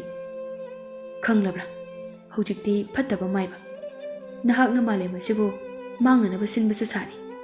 ꯑꯁꯨꯝꯅ ꯌꯥꯝꯅ ꯍꯔꯥꯎ ꯍꯔꯥꯎꯅ ꯃꯥꯒꯤ ꯀꯣꯅꯨꯡ ꯇꯝꯅ ꯂꯥꯛꯂꯝꯃꯤ꯫ ꯑꯗꯨꯕꯨ ꯑꯋꯥꯕꯒꯤ ꯃꯁꯛꯅꯤ꯫ ꯃꯍꯥꯛꯅ ꯃꯥꯒꯤ ꯀꯣꯅꯨꯡ ꯌꯧꯔꯛꯂꯕ ꯃꯇꯝꯗꯗꯤ ꯃꯍꯥꯛꯀꯤ ꯀꯣꯅꯨꯡ ꯑꯗꯨ ꯃꯆꯦꯠ ꯃꯆꯦꯠ ꯀꯥꯏꯗꯨꯅ ꯂꯩꯔꯝꯂꯦ꯫ ꯑꯗꯨꯒ ꯃꯍꯥꯛꯀꯤ ꯂꯥꯟꯃꯤ ꯀꯌꯥ ꯑꯃꯁꯨ ꯁꯤꯗꯨꯅ ꯂꯩꯃꯥꯏꯗ ꯇꯥꯔꯒ ꯂꯩꯔꯝꯂꯦ꯫ ꯈꯔ ꯑꯃꯗꯤ ꯑꯁꯣꯛ ꯑꯄꯟ ꯅꯪꯗꯨꯅ ꯊꯔꯣ ꯊꯔꯣ ꯑꯣꯟꯗꯨꯅ ꯂꯩꯔꯝꯕꯁꯨ ꯌꯥꯎꯔꯝꯃꯤ꯫ ꯃꯈꯣꯏꯁꯤꯡ ꯑꯗꯨꯒꯤ ꯃꯅꯥꯛꯇ ꯆꯦꯟꯁꯤꯟꯗꯨꯅ ꯆꯤꯡꯂꯦꯟ ꯁꯅꯥꯅ ꯃꯇꯧ ꯀꯔꯝꯅ ꯇꯧꯔꯤꯕꯅꯣ ꯍꯥꯏꯕꯗꯨ ꯍꯪꯂꯝꯃꯤ꯫ ꯃꯇꯝ ꯑꯁꯤꯗ ꯁꯣꯛꯂꯕ ꯂꯥꯟꯃꯤ ꯑꯃꯅ ꯆꯥꯎꯔꯕ ꯍꯤꯡꯆꯥꯕ ꯑꯃ ꯂꯥꯛꯇꯨꯅ ꯃꯍꯥꯔꯥꯅꯤ ꯂꯤꯛꯂꯥꯏ ꯑꯗꯨꯒ ꯁꯒꯣꯜ ꯑꯉꯥꯡꯕ ꯑꯗꯨꯒ ꯎꯅ ꯁꯥꯕ ꯁꯥꯕꯟ ꯑꯗꯨꯒ ꯄꯨꯗꯨꯅ ꯆꯠꯈ꯭ꯔꯦ ꯍꯥꯏꯅ ꯇꯝꯂꯝꯃꯤ꯫ ꯅꯤꯡꯊꯧ ꯆꯤꯡꯂꯦꯟ ꯁꯅꯥ ꯍꯤꯡꯆꯥꯕ ꯑꯗꯨꯅ ꯆꯠꯈꯤꯕ ꯃꯥꯏꯀꯩ ꯑꯗꯨ ꯍꯪꯗꯨꯅ ꯃꯍꯥꯛꯀꯤ ꯅꯨꯄꯤ ꯂꯤꯛꯂꯥꯏ ꯑꯃꯗꯤ ꯃꯍꯥꯛꯀꯤ ꯁꯒꯣꯜꯒꯤ ꯈꯣꯡꯒꯨꯜ ꯂꯤꯕ ꯍꯧꯔꯛꯂꯝꯃꯤ꯫ ꯑꯁꯨꯝ ꯂꯥꯛꯄꯗ ꯈꯪꯍꯧꯗꯅ ꯃꯍꯥꯛꯅ ꯄꯥꯏꯔꯤꯕ ꯃꯩꯒꯤ ꯊꯥꯡ ꯑꯗꯨꯗꯒꯤ ꯃꯩꯔꯤ ꯑꯃꯈꯛ ꯊꯣꯛꯂꯛꯇꯨꯅ ꯃꯍꯥꯛꯄꯨ ꯂꯝꯖꯤꯡꯂꯝꯃꯤ꯫ ꯆꯤꯡꯂꯦꯟ ꯁꯅꯥ ꯑꯁꯨꯝ ꯂꯥꯛꯄꯅ ꯎꯃꯪ ꯐꯥꯎꯅ ꯂꯥꯛꯂꯝꯃꯤ ꯑꯗꯨꯒ ꯑꯍꯤꯡ ꯃꯇꯝ ꯑꯣꯏꯔꯛꯂꯦ꯫ ꯍꯧꯖꯤꯛꯇꯤ ꯅꯨꯃꯤꯠꯁꯨ ꯇꯥꯁꯤꯟꯈ꯭ꯔꯦ꯫ ꯑꯩꯍꯥꯛ ꯃꯐꯝ ꯑꯁꯤꯗ ꯁꯤꯡ ꯈꯔ ꯊꯤꯗꯨꯅ ꯃꯩ ꯍꯧꯒꯠꯂꯒ ꯑꯍꯤꯡ ꯑꯁꯦ ꯃꯐꯝ ꯑꯁꯤꯗ ꯂꯦꯜꯂꯒꯦ꯫ ꯑꯁꯨꯝꯅ ꯃꯍꯥꯛꯅ ꯁꯤꯡ ꯑꯀꯪꯕ ꯈꯔ ꯊꯤꯗꯨꯅ ꯃꯩ ꯍꯧꯒꯠꯂꯝꯃꯤ ꯑꯗꯨꯒ ꯊꯥꯡ ꯑꯗꯨꯗꯒꯤ ꯊꯣꯔꯛꯄ ꯃꯩꯔꯤ ꯑꯗꯨꯁꯨ ꯆꯤꯡꯂꯦꯟ ꯁꯅꯥꯒꯤ ꯑꯀꯣꯏꯕꯗ ꯀꯣꯏꯄꯥꯏ ꯄꯥꯏꯗꯨꯅ ꯂꯩꯔꯝꯃꯤ꯫ ꯑꯁꯨꯝꯅ ꯂꯩꯔꯤꯉꯩꯗ ꯈꯪꯍꯧꯗꯅ ꯀꯗꯣꯝꯗꯒꯤꯅꯣ ꯈꯪꯗꯕ ꯑꯉꯧꯕ ꯃꯆꯨꯒꯤ ꯍꯨꯏ ꯑꯃ ꯌꯥꯝꯅ ꯀꯟꯅ ꯊꯛ ꯊꯛ ꯅꯤꯛꯇꯨꯅ ꯆꯤꯡꯂꯦꯟ ꯁꯅꯥꯒꯤ ꯃꯅꯥꯛ ꯇꯝꯅ ꯆꯦꯟꯁꯤꯜꯂꯛꯂꯝꯃꯤ꯫ ꯑꯣ, ꯑꯣꯟꯊꯣꯛꯅꯁꯨ ꯏꯪꯈ꯭ꯔꯕꯣꯏꯔꯦꯗ꯫ ꯂꯥꯛꯑꯣ ꯂꯥꯛꯑꯣ, ꯃꯩ ꯑꯁꯦ ꯇꯤꯛꯇꯨꯅ ꯅꯁꯥꯗꯨ ꯁꯥꯒꯠꯍꯜꯂꯔꯣ꯫ ꯃꯁꯤ ꯍꯥꯏꯗꯨꯅ ꯍꯨꯏ ꯑꯗꯨꯕꯨ ꯃꯩ ꯃꯅꯥꯛꯇ ꯄꯨꯁꯤꯟꯗꯨꯅ ꯃꯩ ꯇꯤꯛꯍꯜꯂꯝꯃꯤ꯫ ꯍꯨꯏ ꯑꯗꯨꯅ ꯏꯅꯤꯡꯊꯧꯕꯨ ꯍꯟꯅ ꯍꯟꯅ ꯊꯥꯒꯠꯆꯔꯤ꯫ ꯏꯅꯤꯡꯊꯧꯒꯤ ꯂꯣꯏꯅꯕꯤ ꯃꯍꯥꯔꯥꯅꯤ ꯑꯣꯏꯔꯤꯕ꯭ꯔꯥ? ꯉꯁꯥꯏ ꯍꯤꯡꯆꯥꯕ ꯑꯃꯅ ꯐꯥꯗꯨꯅ ꯄꯨꯈ꯭ꯔꯤꯕ ꯑꯗꯨꯕꯣ?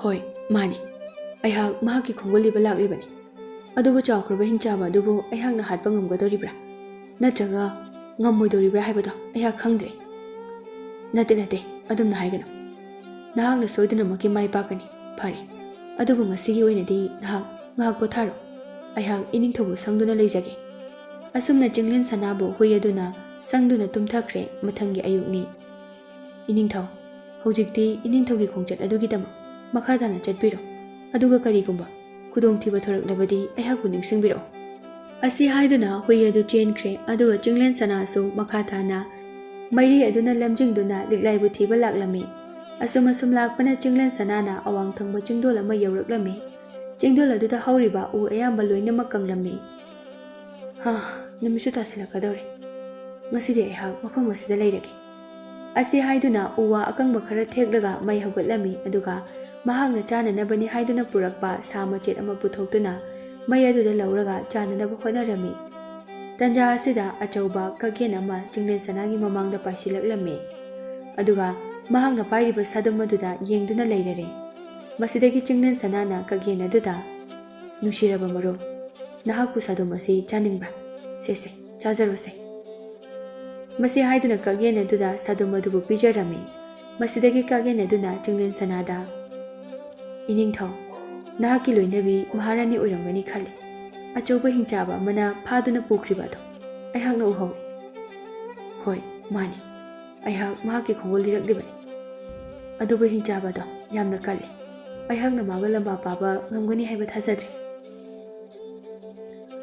ꯑꯗꯨꯝꯅ ꯍꯥꯏꯒꯅꯨ꯫ ꯍꯤꯡꯆꯥꯕ ꯑꯗꯣ ꯅꯍꯥꯛꯅ ꯁꯣꯏꯗꯅ ꯃꯥꯏꯊꯤꯕ ꯄꯤꯕ ꯉꯝꯒꯅꯤ꯫ ꯋꯥꯔꯨꯒꯅꯨ ꯏꯅꯤꯡꯊꯧ꯫ ꯍꯧꯖꯤꯛꯀꯤ ꯑꯣꯏꯅꯗꯤ ꯄꯣꯊꯥꯔꯣ꯫ ꯑꯩꯍꯥꯛ ꯏꯅꯤꯡꯊꯧꯕꯨ ꯁꯪꯗꯨꯅ ꯂꯩꯖꯒꯦ꯫ ꯑꯁꯨꯝꯅ ꯆꯤꯡꯂꯦꯟ ꯁꯅꯥ ꯀꯛꯌꯦꯟ ꯑꯗꯨꯅ ꯁꯪꯗꯨꯅ ꯇꯨꯝꯊꯈ꯭ꯔꯦ꯫ ꯅꯣꯡꯉꯥꯟꯕꯗ ꯀꯛꯌꯦꯟ ꯑꯗꯨꯅ ꯆꯤꯡꯂꯦꯟ ꯁꯅꯥꯗ ꯀꯔꯤꯒꯨꯝꯕ ꯑꯋꯥꯕ ꯇꯥꯔꯛꯂꯕ ꯃꯇꯝꯗ ꯃꯍꯥꯛꯄꯨ ꯅꯤꯡꯁꯤꯡꯕꯤꯔꯛꯎ ꯍꯥꯏꯔꯝꯂꯒ ꯄꯥꯏꯗꯨꯅ ꯆꯠꯈ꯭ꯔꯦ꯫ ꯑꯗꯨꯒ ꯆꯤꯡꯂꯦꯟ ꯁꯅꯥꯁꯨ ꯃꯈꯥ ꯇꯥꯅ ꯃꯩꯔꯤ ꯑꯗꯨꯅ ꯂꯝꯖꯤꯡꯗꯨꯅ ꯂꯥꯛꯂꯦ꯫ ꯑꯁꯨꯝ ꯂꯦꯞꯇꯅ ꯆꯤꯡꯂꯦꯟ ꯁꯅꯥꯅ ꯂꯥꯛꯄꯅ ꯇꯨꯔꯦꯜ ꯑꯃ ꯊꯦꯡꯅꯔꯝꯃꯤ꯫ ꯅꯨꯃꯤꯠꯁꯨ ꯇꯥꯁꯤꯜꯂꯛꯀꯗꯧꯔꯝꯃꯤ꯫ ꯆꯤꯡꯂꯦꯟ ꯁꯅꯥꯅ ꯇꯨꯔꯦꯜ ꯑꯁꯤꯒꯤ ꯃꯄꯥꯟꯗ ꯑꯍꯤꯡ ꯑꯗꯨꯃ ꯂꯩꯔꯒꯦ ꯍꯥꯏꯗꯨꯅ ꯃꯩ ꯈꯔ ꯍꯧꯒꯠꯂꯝꯃꯤ꯫ ꯇꯟꯖꯥ ꯑꯁꯤꯗ ꯇꯨꯔꯦꯜ ꯑꯗꯨꯗꯒꯤ ꯑꯆꯧꯕ ꯉꯥꯔꯤꯟ ꯑꯃ ꯃꯀꯣꯛ ꯊꯥꯡꯒꯠꯇꯨꯅ ꯆꯤꯡꯂꯦꯟ ꯁꯅꯥꯗ ꯍꯥꯏꯔꯛꯂꯝꯃꯤ꯫ ꯏꯅꯤꯡꯊꯧ, ꯏꯅꯤꯡꯊꯧꯒꯤ ꯂꯣꯏꯅꯕꯤ ꯃꯍꯥꯔꯥꯅꯤ ꯑꯣꯏꯔꯝꯒꯅꯤ ꯈꯜꯂꯤ꯫ ꯍꯤꯡꯆꯥꯕ ꯑꯗꯨꯅ ꯐꯥꯗꯨꯅ ꯄꯨꯈ꯭ꯔꯤꯕ ꯑꯗꯣ? ꯍꯣꯏ, ꯃꯥꯅꯤ꯫ ꯑꯩꯍꯥꯛ ꯃꯥꯒꯤ ꯈꯣꯡꯒꯨꯜ ꯂꯤꯔꯛꯂꯤꯕꯅꯤ꯫ ꯑꯗꯨꯕꯨ ꯍꯤꯡꯆꯥꯕ ꯑꯗꯣ ꯑꯩꯅ ꯂꯥꯟꯊꯦꯡꯅꯕ ꯉꯝꯒꯅꯤ ꯊꯥꯖꯗ꯭ꯔꯦ꯫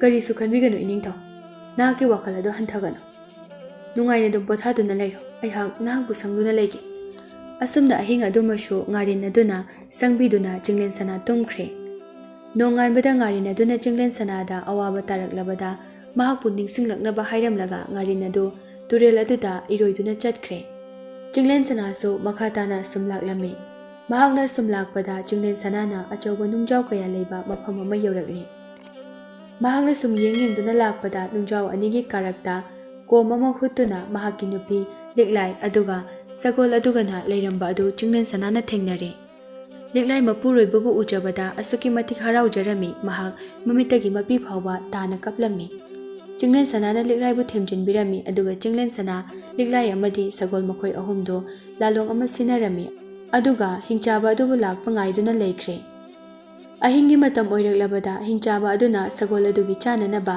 ꯁꯖꯤꯛ ꯈꯔ ꯄꯨꯗꯨꯅ ꯂꯥꯛꯂꯝꯃꯤ꯫ ꯇꯟꯖꯥ ꯑꯁꯤꯗ ꯆꯤꯡꯂꯦꯟ ꯁꯅꯥ ꯀꯥꯆꯤꯟ ꯑꯃꯗ ꯆꯪꯁꯤꯟꯗꯨꯅ ꯂꯣꯠꯈ꯭ꯔꯦ꯫ ꯍꯤꯡꯆꯥꯕ ꯆꯪꯁꯤꯜꯂꯛꯇꯨꯅ ꯑꯇꯣꯞꯄ ꯑꯅꯧꯕ ꯃꯅꯝ ꯑꯃ ꯅꯝꯃꯤꯗ, ꯃꯐꯝ ꯑꯁꯤꯗ ꯀꯅꯥ ꯀꯅꯥ ꯂꯥꯛꯂꯝꯃꯤ? ꯑꯁꯨꯝꯅ ꯂꯤꯛꯂꯥꯏꯗ ꯍꯪꯂꯛꯂꯝꯃꯤ꯫ ꯃꯄꯨ ꯏꯕꯨꯡꯉꯣ, ꯃꯐꯝ ꯑꯁꯤꯗ ꯀꯅꯥꯕꯨ ꯂꯥꯛꯄ ꯉꯝꯒꯗꯧꯔꯤꯕꯅꯣ? ꯃꯁꯤ ꯍꯥꯏꯗꯨꯅ ꯍꯤꯡꯆꯥꯕ ꯑꯗꯨꯕꯨ ꯊꯦꯝꯖꯤꯜꯂꯝꯃꯤ꯫ ꯍꯤꯡꯆꯥꯕ ꯑꯗꯨꯅ ꯐꯔꯦ ꯐꯔꯦ ꯍꯥꯏꯗꯨꯅ ꯁꯒꯣꯜ ꯑꯗꯨꯗ ꯃꯍꯥꯛꯅ ꯄꯨꯔꯛꯂꯤꯕ ꯁꯖꯤꯛ ꯈꯔ ꯑꯗꯨ ꯊꯥꯕ ꯍꯧꯔꯛꯄꯒ ꯁꯒꯣꯜ ꯑꯗꯨꯅ ꯍꯤꯡꯆꯥꯕ ꯑꯗꯨꯒꯤ ꯃꯈꯨꯠ ꯑꯗꯨꯗ ꯌꯥꯝꯅ ꯀꯟꯅ ꯆꯤꯛꯊꯠꯂꯝꯃꯤ, ꯑꯗꯨꯒ ꯃꯈꯣꯡ ꯑꯗꯨꯅ ꯆꯣꯡꯗꯨꯅ ꯍꯤꯡꯆꯥꯕ ꯑꯗꯨꯗ ꯀꯥꯎꯔꯛꯂꯝꯃꯤ꯫ ꯍꯤꯡꯆꯥꯕ ꯑꯗꯨ ꯅꯥꯔꯗꯨꯅ ꯂꯥꯎꯔꯒ ꯑꯁꯨꯝꯅ ꯍꯥꯏꯔꯛꯏ, "ꯏꯁ, ꯁꯤꯔꯦꯗꯅ ꯑꯩꯍꯥꯛꯇꯤ! ꯑꯩꯍꯥꯛꯀꯤ ꯊꯋꯥꯏ ꯑꯗꯨ ꯌꯥꯎꯔꯝꯂꯕꯗꯤ ꯑꯩ ꯁꯣꯏꯗꯅ ꯁꯤꯔꯝꯒꯅꯤ"꯫ ꯂꯤꯛꯂꯥꯏꯅ, "ꯃꯄꯨ ꯏꯕꯨꯡꯉꯣ, ꯅꯍꯥꯛꯀꯤ ꯊꯋꯥꯏꯕꯨ ꯅꯁꯥꯗ ꯌꯥꯎꯗꯗꯨꯅ ꯀꯗꯥꯏꯗ ꯊꯝꯂꯤꯕꯅꯣ? ꯃꯊꯛꯇ ꯎꯔꯤꯕ ꯑꯄꯥꯛꯄ ꯅꯨꯡꯖꯥꯎ ꯑꯁꯤꯒꯤ ꯃꯊꯛꯇ ꯊꯝꯕꯅꯤ"꯫ ꯃꯁꯤ ꯍꯥꯏꯗꯨꯅ ꯃꯊꯛꯇ ꯊꯝꯂꯤꯕ ꯅꯨꯡꯖꯥꯎ ꯑꯃꯗ ꯃꯈꯨꯠ ꯊꯤꯟꯗꯨꯅ ꯇꯥꯛꯂꯝꯃꯤ꯫ ꯍꯤꯡꯆꯥꯕ ꯑꯗꯨꯅ ꯃꯈꯥ ꯇꯥꯅ ꯑꯃꯨꯛ ꯍꯥꯏꯔꯛꯏ, "ꯐꯔꯦ, ꯉꯁꯤꯒꯤꯗꯤ ꯑꯩꯍꯥꯛ ꯌꯥꯝꯅ ꯋꯥꯔꯦ, ꯇꯨꯝꯂꯒꯦ꯫ ꯍꯌꯦꯡ ꯑꯌꯨꯛ ꯉꯟꯅ ꯑꯃꯨꯛ ꯆꯠꯇꯨꯅ ꯁꯒꯣꯜ ꯑꯁꯤꯒꯤ ꯆꯥꯅꯕ ꯁꯖꯤꯛ ꯊꯤꯔꯨꯒꯗꯧꯔꯤꯕꯅꯤ"꯫ ꯃꯁꯤ ꯍꯥꯏꯔꯝꯂꯒ ꯇꯨꯝꯈ꯭ꯔꯦ꯫ ꯃꯊꯪꯒꯤ ꯅꯨꯃꯤꯠꯅꯤ꯫ ꯍꯤꯡꯆꯥꯕ ꯑꯗꯨ ꯑꯌꯨꯛ ꯉꯟꯅ ꯍꯧꯒꯠꯇꯨꯅ ꯁꯒꯣꯜ ꯑꯗꯨꯒꯤ ꯁꯖꯤꯛ ꯊꯤꯕ ꯆꯠꯈ꯭ꯔꯦ꯫ ꯃꯇꯝ ꯑꯁꯤꯗ ꯆꯤꯡꯂꯦꯟ ꯁꯅꯥ ꯅꯨꯡꯖꯥꯎ ꯑꯗꯨꯒꯤ ꯃꯊꯛꯇ ꯀꯥꯈꯠꯇꯨꯅ ꯌꯦꯡꯂꯨꯕ ꯃꯇꯝꯗꯗꯤ ꯀꯔꯤꯁꯨ ꯂꯩꯔꯝꯗ꯭ꯔꯦ, ꯑꯗꯨꯒ ꯅꯨꯡꯖꯥꯎ ꯑꯗꯨ ꯈꯜ ꯃꯥꯟꯅꯅ ꯂꯩꯔꯝꯗꯕꯅ ꯀꯤꯟꯊꯔꯛꯇꯨꯅ ꯃꯈꯥꯗ ꯇꯥꯔꯛꯂꯝꯃꯤ꯫ ꯑꯗꯨꯕꯨ ꯆꯤꯡꯂꯦꯟ ꯁꯅꯥ ꯀꯔꯤꯁꯨ ꯑꯁꯣꯛ ꯑꯄꯟꯗꯤ ꯅꯪꯍꯧꯗ꯭ꯔꯦ꯫ ꯑꯁꯨꯝꯅ ꯅꯨꯃꯤꯠ ꯇꯥꯔꯛꯀꯗꯧꯔꯕꯗ ꯍꯤꯡꯆꯥꯕ ꯑꯗꯨ ꯁꯒꯣꯜ ꯑꯗꯨꯅ ꯆꯥꯅꯅꯕ ꯁꯖꯤꯛ ꯈꯔ ꯄꯨꯔꯛꯇꯨꯅ ꯂꯥꯛꯂꯝꯃꯤ꯫ ꯍꯤꯡꯆꯥꯕ ꯑꯗꯨꯅ ꯀꯤꯟꯊꯗꯨꯅ ꯂꯩꯔꯤꯕ ꯅꯨꯡꯖꯥꯎ ꯑꯗꯨ ꯎꯔꯒ ꯂꯤꯛꯂꯥꯏꯗ ꯍꯥꯏꯔꯛꯂꯝꯃꯤ, "ꯑꯦ, ꯅꯨꯡꯖꯥꯎ ꯑꯁꯤꯅ ꯀꯩꯗꯧꯔꯕꯒꯦ? ꯅꯍꯥꯛꯅ ꯑꯩꯒꯤ ꯊꯋꯥꯏ ꯃꯐꯝ ꯑꯁꯤꯗ ꯊꯝꯃꯤ ꯍꯥꯏꯕ ꯑꯗꯨꯗ ꯀꯤꯟꯊꯍꯜꯂꯤꯕ꯭ꯔꯥ? ꯀꯔꯤꯒꯤꯅꯣ ꯅꯍꯥꯛꯅ ꯑꯩꯒꯤ ꯊꯋꯥꯏ ꯑꯗꯨꯕꯨ ꯊꯤꯔꯤꯕꯗꯤ"? "ꯃꯄꯨ ꯏꯕꯨꯡꯉꯣ, ꯑꯩꯍꯥꯛꯅ ꯑꯇꯣꯞꯄ ꯀꯅꯥꯒꯨꯝꯕꯅ ꯅꯍꯥꯛꯀꯤ ꯊꯋꯥꯏ ꯑꯗꯨꯕꯨ ꯎꯈꯤꯕ ꯊꯣꯛꯂꯕꯗꯤ ꯏꯕꯨꯡꯉꯣꯒꯤ ꯊꯋꯥꯏ ꯃꯥꯡꯕ ꯇꯥꯔꯦ ꯈꯟꯗꯨꯅ ꯆꯦꯛꯁꯤꯟꯅ ꯊꯝꯖꯒꯦ ꯅꯤꯡꯂꯨꯕꯅꯤ꯫ ꯏꯕꯨꯡꯉꯣꯒꯤ ꯊꯋꯥꯏꯕꯨ ꯌꯦꯡꯁꯤꯟꯖꯕ ꯍꯥꯏꯕꯁꯤꯗꯤ ꯑꯩꯍꯥꯛꯀꯤ ꯏꯊꯧ ꯅꯠꯇꯕ꯭ꯔꯥ"? ꯑꯁꯨꯝꯅ ꯍꯤꯡꯆꯥꯕ ꯑꯗꯨꯕꯨ ꯂꯤꯛꯂꯥꯏꯅ ꯊꯦꯝꯂꯝꯃꯤ꯫ "ꯃꯗꯨꯁꯨ ꯆꯨꯝꯃꯤ, ꯑꯗꯨꯕꯨꯅꯦ ꯌꯦꯡꯉꯨ, ꯑꯩꯒꯤ ꯊꯋꯥꯏ ꯑꯗꯨꯗꯤ ꯅꯨꯡꯖꯥꯎ ꯑꯁꯤꯗ ꯅꯠꯇꯦ, ꯑꯋꯥꯡꯂꯣꯝꯗ ꯂꯩꯔꯤꯕ ꯆꯔꯨꯒꯤ ꯃꯄꯩ ꯑꯁꯤꯒꯤ ꯃꯅꯨꯡꯗ ꯊꯝꯂꯤꯕꯅꯤ"꯫ ꯑꯁꯤ ꯍꯥꯏꯗꯨꯅ ꯃꯈꯨꯠ ꯊꯤꯟꯗꯨꯅ ꯇꯥꯛꯏ, ꯑꯗꯨꯒ ꯃꯈꯥ ꯇꯥꯅ ꯑꯃꯨꯛ ꯍꯥꯏꯔꯛꯏ, "ꯐꯔꯦ ꯐꯔꯦ, ꯑꯩꯍꯥꯛ ꯄꯣꯊꯥꯔꯒꯦ꯫ ꯍꯌꯦꯡ ꯑꯌꯨꯛ ꯉꯟꯅ ꯍꯧꯗꯨꯅ ꯑꯩꯍꯥꯛ ꯁꯖꯤꯛ ꯊꯤꯔꯨꯒꯗꯕꯅꯤ"꯫ ꯑꯁꯤ ꯍꯥꯏꯔꯝꯂꯒ ꯇꯨꯝꯈ꯭ꯔꯦ꯫ ꯃꯊꯪꯒꯤ ꯑꯌꯨꯛꯇ ꯍꯤꯡꯆꯥꯕ ꯑꯗꯨ ꯍꯥꯟꯅꯒꯨꯝꯅ ꯉꯟꯅ ꯍꯧꯗꯨꯅ ꯁꯖꯤꯛ ꯊꯤꯕ ꯆꯠꯈ꯭ꯔꯦ꯫ ꯍꯤꯡꯆꯥꯕ ꯑꯗꯨꯅ ꯍꯦꯛ ꯆꯠꯈꯤꯕꯒ ꯆꯤꯡꯂꯦꯟ ꯁꯅꯥ, ꯂꯤꯛꯂꯥꯏ ꯑꯃꯗꯤ ꯁꯒꯣꯜ ꯃꯈꯣꯏ ꯑꯍꯨꯝꯅ ꯌꯥꯝꯅ ꯊꯨꯅ ꯆꯔꯨ ꯃꯄꯨꯟ ꯑꯗꯨꯕు ꯍꯣꯒꯥꯏꯗꯨꯅ ꯌꯦꯡꯂꯝꯃꯤ꯫ ꯑꯗꯨꯕꯨ ꯑꯆꯧꯕ ꯅꯨꯡꯖꯥꯎ ꯑꯃꯈꯛꯇ ꯅꯠꯇꯅ ꯀꯔꯤꯁꯨ ꯂꯩꯔꯝꯗ꯭ꯔꯦ꯫ ꯂꯤꯛꯂꯥꯏꯅ, "ꯏꯁ, ꯍꯟꯗꯛ ꯑꯃꯨꯛꯁꯨ ꯍꯤꯡꯆꯥꯕꯒꯤ ꯊꯋꯥꯏ ꯑꯁꯤ ꯂꯩꯔꯝꯗ꯭ꯔꯦ, ꯀꯔꯝ ꯇꯧꯒꯅꯤ? ꯑꯗꯨꯕꯨ ꯉꯥꯏꯕꯤꯈꯣ ꯏꯅꯤꯡꯊꯧ, ꯑꯩꯍꯥꯛꯅ ꯈꯟꯕꯗ ꯅꯨꯡꯖꯥꯎ ꯑꯁꯤꯒꯤ ꯃꯈꯥꯗ ꯂꯩꯔꯤꯕ ꯖꯥꯠꯂꯥ, ꯑꯃꯨꯛꯇꯪ ꯊꯥꯡꯒꯠꯇꯨꯅ ꯌꯦꯡꯁꯤ"꯫ ꯆꯤꯡꯂꯦꯟ ꯁꯅꯥꯁꯨ ꯍꯣꯏ ꯍꯥꯏꯗꯨꯅ ꯃꯈꯣꯏ ꯑꯍꯨꯝꯅ ꯌꯥꯝꯅ ꯋꯥꯅ ꯊꯥꯡꯒꯠꯇꯨꯅ ꯌꯦꯡꯂꯕꯗ ꯅꯨꯡꯖꯥꯎ ꯑꯗꯨꯒꯤ ꯃꯈꯥꯗ ꯂꯩ ꯃꯆꯥ ꯃꯆꯥ ꯈꯔꯇꯃꯛ ꯍꯧꯗꯨꯅ ꯂꯩꯔꯝꯃꯤ꯫ ꯃꯁꯤꯗꯒꯤ ꯎꯄꯥꯏ ꯂꯩꯇ꯭ꯔꯗꯨꯅ ꯃꯈꯣꯏ ꯑꯍꯨꯝ ꯇꯨꯃꯤꯟꯅ ꯂꯩꯔꯝꯃꯤ꯫ ꯑꯁꯨꯝꯅ ꯅꯨꯃꯤꯗꯥꯡ ꯑꯣꯏꯔꯛꯂꯕꯗ ꯍꯤꯡꯆꯥꯕ ꯑꯗꯨ ꯑꯃꯨꯛ ꯁꯖꯤꯛ ꯄꯨꯗꯨꯅ ꯂꯥꯛꯂꯤ꯫ ꯂꯤꯛꯂꯥꯏꯅ ꯇꯧꯁꯤꯟꯅꯗꯨꯅ ꯍꯤꯡꯆꯥꯕ ꯑꯗꯨꯗ ꯁꯥꯎꯖꯤꯟꯅꯗꯨꯅ ꯀꯞꯂꯝꯃꯤ꯫ "ꯃꯄꯨ ꯏꯕꯨꯡꯉꯣ, ꯀꯩꯒꯤꯅꯣ ꯑꯩꯍꯥꯛꯄꯨ ꯃꯤꯇꯣꯞ ꯑꯃꯒꯨꯝꯅ ꯁꯥꯟꯅꯕꯤꯔꯤꯕ ꯑꯁꯤꯕꯨ? ꯑꯩꯍꯥꯛ ꯍꯤꯡꯗꯨꯕꯒꯤ ꯀꯥꯟꯅꯗ꯭ꯔꯦ, ꯑꯩꯍꯥꯛꯄꯨ ꯅꯈꯨꯠ ꯑꯗꯨꯅ ꯍꯥꯠꯇꯣꯛꯄꯤꯔꯣ"꯫ "ꯍꯥꯏ, ꯉꯥꯏꯈꯣꯅꯦꯍꯦ, ꯀꯩꯗꯧꯔꯦ ꯍꯥꯏ?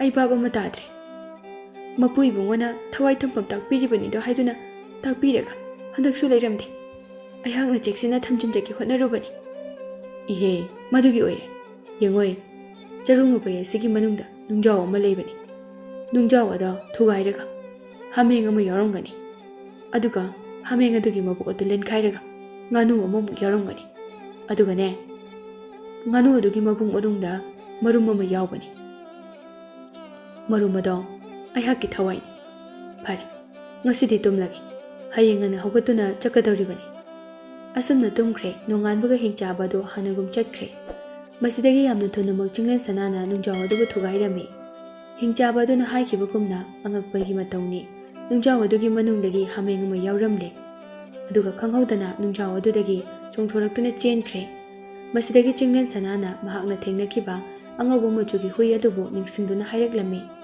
ꯑꯩꯒꯤ ꯅꯨꯡꯁꯤꯔꯕ ꯃꯔꯨꯞ, ꯑꯉꯧꯕ ꯃꯆꯨꯒꯤ ꯍꯨꯏ, ꯑꯩꯍꯥꯛꯅ ꯀꯧꯔꯤꯕꯁꯤ ꯇꯥꯔꯕꯗꯤ ꯑꯃꯨꯛꯇ ꯂꯥꯛꯄꯤꯌꯨ꯫ ꯀꯔꯣꯝꯗꯒꯤꯅꯣ ꯈꯪꯍꯧꯗꯅ ꯑꯉꯧꯕ ꯍꯨꯏ ꯑꯗꯨꯅ ꯆꯦꯟꯈ꯭ꯔꯤꯕ ꯍꯥꯃꯦꯡ ꯑꯗꯨꯕꯨ ꯃꯌꯥꯅ ꯆꯤꯛꯇꯨꯅ ꯄꯨꯔꯛꯂꯝꯃꯤ꯫ ꯆꯤꯡꯂꯦꯟ ꯁꯅꯥꯅ ꯍꯨꯏ ꯑꯗꯨꯕꯨ ꯍꯟꯅ ꯍꯟꯅ ꯊꯥꯒꯠꯆꯔꯝꯃꯤ ꯑꯗꯨꯒ ꯍꯥꯃꯦꯡ ꯑꯗꯨꯒꯤ ꯃꯕꯨꯛ ꯑꯗꯨ ꯂꯦꯟꯈꯥꯏꯔꯒ ꯌꯦꯡꯂꯨꯕꯗꯗꯤ ꯉꯥꯅꯨ ꯑꯃ ꯄꯥꯏꯊꯣꯛꯇꯨꯅ ꯆꯠꯈ꯭ꯔꯦ꯫ ꯃꯁꯤꯗꯒꯤ ꯑꯃꯨꯛ ꯆꯤꯡꯂꯦꯟ ꯁꯅꯥꯅ ꯀꯛꯌꯦꯟ ꯑꯗꯨꯕꯨ ꯑꯃꯨꯛ ꯅꯤꯡꯁꯤꯡꯗꯨꯅ ꯍꯥꯏꯔꯛꯂꯝꯃꯤ꯫ ꯑꯩꯒꯤ ꯅꯨꯡꯁꯤꯔꯕ ꯃꯔꯨꯞ, ꯅꯍꯥꯛꯄꯨ ꯑꯩꯅ ꯀꯧꯔꯤꯕꯁꯤ ꯇꯥꯔꯕꯗꯤ ꯑꯃꯨꯛꯇ ꯂꯥꯛꯄꯤꯌꯨ꯫ ꯃꯁꯤꯗꯒꯤ ꯈꯪꯍꯧꯗꯅ ꯀꯛꯌꯦꯟ ꯑꯗꯨꯅ ꯄꯥꯏꯗꯨꯅ ꯆꯠꯈꯤꯕ ꯉꯥꯅꯨ ꯑꯗꯨꯕꯨ ꯐꯥꯗꯨꯅ ꯄꯨꯔꯛꯂꯒ ꯆꯤꯡꯂꯦꯟ ꯁꯅꯥꯗ ꯄꯤꯔꯦ꯫ ꯆꯤꯡꯂꯦꯟ ꯁꯅꯥꯅ ꯉꯥꯅꯨ ꯑꯗꯨꯒꯤ ꯃꯕꯨꯛ ꯂꯦꯟꯈꯥꯏꯗꯨꯅ ꯌꯦꯡꯂꯨꯕꯗ ꯃꯔꯨꯝ ꯑꯃꯈꯛ ꯌꯥꯎꯔꯝꯃꯤ꯫ ꯑꯗꯨꯕꯨ ꯆꯤꯡꯂꯦꯟ ꯁꯅꯥꯅ ꯈꯨꯠꯄꯥꯏ ꯆꯦꯠꯅ ꯄꯥꯏꯍꯧꯗꯕꯗꯒꯤ ꯇꯥꯈꯤꯗꯨꯅ ꯇꯨꯔꯦꯜ ꯃꯅꯨꯡꯗ ꯇꯥꯁꯤꯟꯈꯤꯔꯝꯃꯤ꯫ ꯃꯇꯝ ꯑꯁꯤꯗ ꯆꯤꯡꯂꯦꯟ ꯁꯅꯥꯅ ꯉꯥꯔꯤꯟ ꯑꯗꯨꯕꯨ ꯑꯃꯨꯛ ꯅꯤꯡꯁꯤꯡꯗꯨꯅ ꯀꯧꯔꯨꯕꯗꯒꯤ ꯉꯥꯔꯤꯟ ꯑꯗꯨꯅ ꯃꯔꯨꯝ ꯑꯗꯨꯕꯨ ꯃꯌꯥꯗ ꯎꯝꯗꯨꯅ ꯄꯨꯔꯛꯂꯒ ꯆꯤꯡꯂꯦꯟ ꯁꯅꯥꯗ ꯄꯤꯔꯝꯃꯤ꯫ ꯇꯟꯖꯥ ꯑꯁꯤꯗ ꯍꯤꯡꯆꯥꯕ ꯑꯗꯨꯁꯨ ꯍꯜꯂꯛꯂꯝꯃꯤ꯫ ꯆꯤꯡꯂꯦꯟ ꯁꯅꯥꯒꯤ ꯃꯈꯨꯠꯇ ꯄꯥꯏꯔꯤꯕ ꯃꯔꯨꯝ ꯑꯗꯨ ꯎꯔꯗꯨꯅ ꯍꯥꯠꯂꯒꯦ ꯃꯇꯥꯒꯨꯝ ꯆꯤꯡꯂꯦꯟ ꯁꯅꯥ ꯇꯝꯅ ꯄꯥꯏꯁꯤꯜꯂꯛꯂꯝꯃꯤ꯫ ꯆꯤꯡꯂꯦꯟ ꯁꯅꯥꯅ ꯌꯥꯝꯅ ꯊꯨꯅ ꯃꯈꯨꯠꯇ ꯄꯥꯏꯔꯤꯕ ꯍꯤꯡꯆꯥꯕꯒꯤ ꯊꯋꯥꯏ ꯑꯣꯏꯔꯤꯕ ꯉꯥꯅꯨ ꯃꯔꯨꯝ ꯑꯗꯨꯕꯨ ꯂꯩꯃꯥꯏꯗ ꯊꯥꯗꯗꯨꯅ ꯊꯨꯒꯥꯏꯈ꯭ꯔꯦ꯫ ꯃꯁꯤꯗꯒꯤ ꯍꯤꯡꯆꯥꯕ ꯑꯗꯨ ꯌꯥꯝꯅ ꯑꯌꯥꯛꯄ ꯈꯣꯟꯖꯦꯜꯗ ꯂꯥꯎꯔꯝꯂꯒ ꯂꯩꯃꯥꯏꯗ ꯍꯥꯏꯊꯗꯨꯅ ꯁꯤꯈ꯭ꯔꯦ꯫ ꯃꯁꯤꯗꯒꯤ ꯆꯤꯡꯂꯦꯟ ꯁꯅꯥꯅ ꯃꯍꯥꯛꯀꯤ ꯂꯤꯛꯂꯥꯏ ꯑꯃꯗꯤ ꯁꯒꯣꯜꯕꯨ ꯄꯨꯗꯨꯅ ꯃꯍꯥꯛꯀꯤ ꯀꯣꯅꯨꯡ ꯇꯝꯅ ꯍꯜꯂꯛꯂꯒ ꯍꯥꯟꯅꯒꯨꯝꯅ ꯅꯨꯡꯉꯥꯏꯅ ꯄꯥꯟꯈ꯭ꯔꯦ꯫